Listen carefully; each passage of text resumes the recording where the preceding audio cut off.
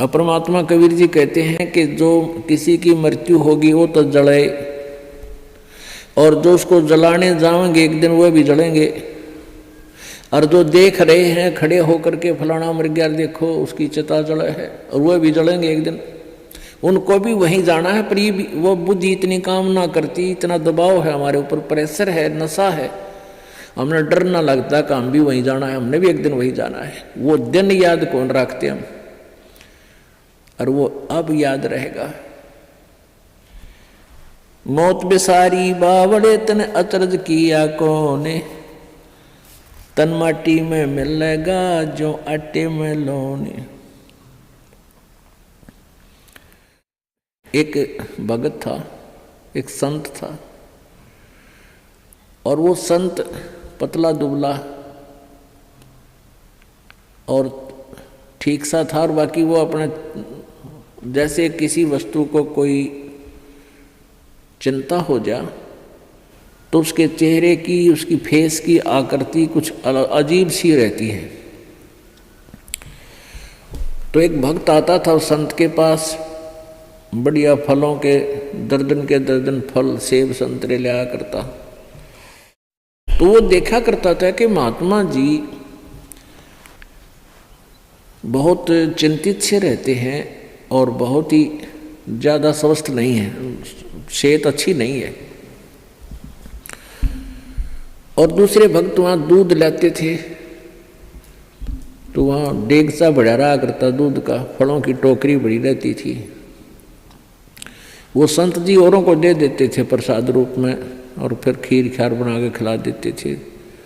दूध आता था, चाय पानी दूध पी लेते थे, अपना थोड़ा बहुत जैसा पिया करते थे, बाकी भक्तों को पिला देते थे। तो वो एक धनी व्यक्ति जाता था, उनका सेवक, काफ़ी संतरे ले जाता, सेब ले जाता, अच्छे फल चढ़ा गया था, कुछ दक्षिणा दिया था। तो साधु से प्रश्न करता था कि महाराज जी आप कुछ चिंतित से रहते हो, क्या आप खाते पीते नहीं, आप पतले दुबले भी बहुत हो गए हो। महाराज जी कहने लगे भाई बस खा लेता हूँ जैसा रुचि बनती है। तो दूसरे दिन फिर उसने पूछा, दूसरे तीसरे दिन कि महाराज जी क्या आपको कोई चिंता है, आप कुछ खाते पीते नहीं। आप संत जी कहने लगे भाई मुझे बहुत चिंता है, और इसलिए मेरे को कुछ खाया पिया ना जाता। तो उसने, उस धनी व्यक्ति ने सोचा भी साधु संतों की भी क्या चिंता हो है बता, हमारे कैसे गृहस्थियों ने तो 100 चिंताएं हों, पर संतों को क्या चिंता। उसने कहा महाराज जी आपको ऐसी कौन सी चिंता सता रही है। साधु ने कहा कि भाई मुझे मौत दिखाई देती है मेरी, मैं मरूंगा, इसलिए मैं मेरे पर ज़्यादा रुचि खान पीन में नहीं, मुझे चिंता बनी रहती है कि मेरी मृत्यु होगी। तो संत कहने लगे जी कब होगी आपकी मृत्यु। अब उस भक्त ने सोचा कि अभी निकट भविष्य में ही शरीर छोड़ते होंगे 2-4 दिन में। उस समय उस संत की 40-45 साल की आयु थी।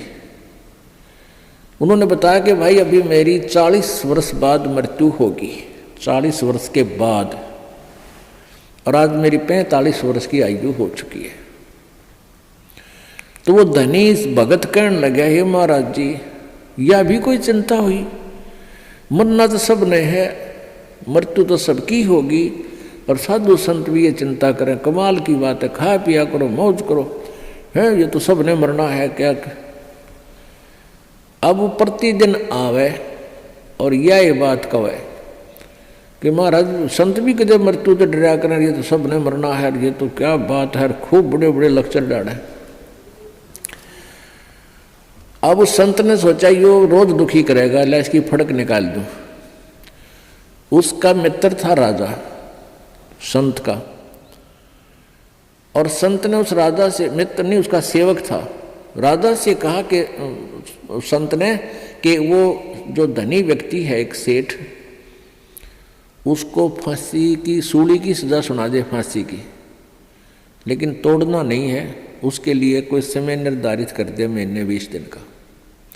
और उसके लिए कोठड़ी में बंद करके उसने सारा सामान रख उसके पास, दूध भी फल भी खूब ठाठ रखा, अच्छे बढ़िया घी दूध चूरमे खिला उसने। अब राजा अपने गुरुदेव का आदेश पाते ही राजा ने वो बुला लिया और कहा भी तेरे को फांसी की सजा सुनाई जाती है, तूने किसी व्यक्ति का मर्डर कर रखा है।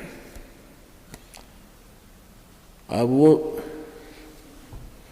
वो धनी सेठ के सोच रहा है बड़ी बुंडी बनी है, तो मैंने किसी मृत्यु का कोई हत्या करी नहीं, देख फांसी की सजा होगी। दिन रख दिया 20-25 दिन, महीना 1.5 महीना जो भी।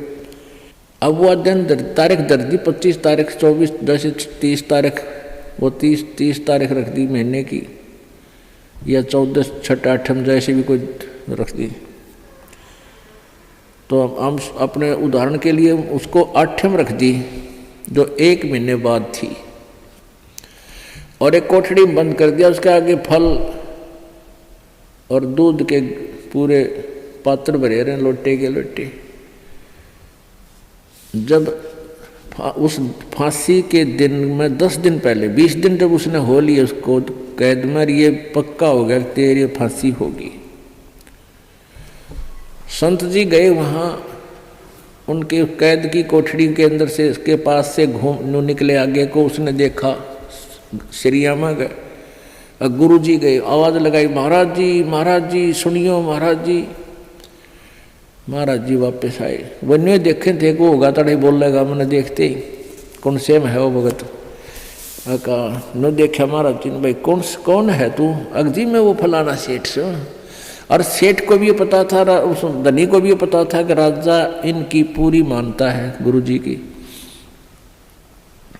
और गुरु जी तक पहुंचा संदेशा जब बात पड़े। तो उसने बताया जी मैं वो सेठ हूँ फलाना राम, मैं विशंबर दास हूँ। बोला अच्छा, अरे तू बहुत कमज़ोर हो गया बेटा, क्या बात है? बिल्कुल कमज़ोर हो गया, ये फल रखे हैं दूध रखा है, तो बहुत वीक हो गया रे, खाता पीता कोई ना? ना महाराज जी कुछ नहीं खाया जाता, एक टूक भी नीचे नहीं जाता, बस धक्के तो गेरूहे का दी रोटी अंदर जाती है शरीर में। क्या बात होगी? अब मेरे को फांसी की सजा सुना रखी है, कति झूठा केस है मेरे पे, गुरु जी मेरे पर दया करो, मेरी पीछा छुटवाओ। ने बोला रे खा पी मृत्यु तो सब क्यों नहीं बेटा, खा देख दूध के गिलास भरे धीरे फल रहे, खा बेटा ठाट से, मृत्यु सब क्यों? अरे नहीं महाराज जी कति मर गया मत है, कुछ नहीं खाया जाता। जब उसने उस राजा बुलाया, भाई छोड़ दे भगत ने, ये तो निर्दोष है। तब उस संत ने बताया कि भाई लाला जी जिस प्रकार तने 8 दिखे थी ना, उन्होंने कहा था मैंने तो 8 दिखाई दिए से, कुछ नहीं खाया जाता। तो बेटा तने जिस प्रकार ये 8 दिखे है ना, क्योंकि आपको पता लग गया निश्चित होगी 8 में तू फांसी टूटेगा, डर बिना कहाँ। तो इसी प्रकार मुझे मेरी 40 वर्ष बाद हुआ 8 मन दिखाई दे आज, इसलिए मेरा इस संसार में रुचि रही नहीं। जिस प्रकार आपकी ना घर में रुचि, ना कहीं की रुचि, ना तू खास खाने में रुचि तेरी, ना कोई रुचि नहीं थी, बस मरता हुआ खाऊं था और 8 के गुण गाऊं था, उस 8 पर ध्यान लगाऊं था। तो परमात्मा कहते, संत जी कहते हैं कि मैं भी भाई मन ने अपनी 8 वह 40 साल पीछे आने वाली ऐसे ही नजर आ रही है जैसे आप जी को अब दिखे थी। तो पुण्यात्माओं, हमारे ऊपर इतना दबाव है इन तीनों गुणों का, इस त्रिगुणमयी माया का, कि हम 10 मिनट बाद भी याद नहीं रख सकते इस मौत को, और यह रखनी चाहिए, रखनी पड़ेगी। ज़्यादा से ज़्यादा 60 वर्ष 65 वर्ष 70 वर्ष तक ये शरीर ठीक रह सकता, घना स्वस्थ होगा। तो उसके बाद मान लिए चाहे 90 वर्ष भी उम्र होगी, तो बस वह तो मौत तो ही बूढ़ा जीवन है, बाकी का तो। लेकिन भगवान की भक्ति आप पहले से ही कर रहे हो, तो आने वाला बुढ़ापे में आपको बहुत सहयोग मिलेगा, हर तरह से पूरा सहायता देगा परमात्मा आपको। नहीं तो इस जीव के ऊपर ये बुढ़ापा सबसे बड़ा कहर होया करे।